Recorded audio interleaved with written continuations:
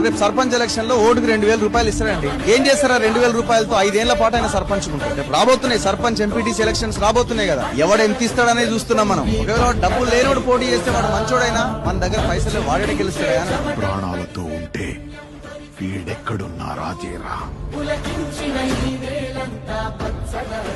ఎప్పుడు మారుతాం మరి? దయచేసి మనం గుర్తుంచుకోవాలి, లీడర్లు మారాలి, పార్టీలు మారాలి అనేది పక్కన పెట్టండి. వాడు మారాల్సింది ప్రజలే. సో దయచేసి ఆలోచించండి, ఈ సమాజం కోసం ఆలోచించాలి. మన కోసమే కాదు, మన పక్కోడి కోసం కూడా మనం ఆలోచించాల్సిన అవసరం ఉంది.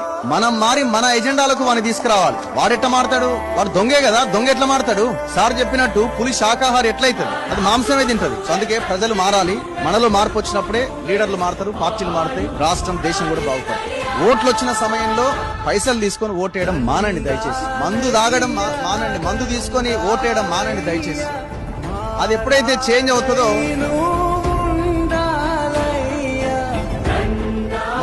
మనం మంచిగా ఓటేయడానికి, మనం మంచి వాళ్ళకి ఓటేయడానికి మనం ప్రయత్నం చేస్తాం.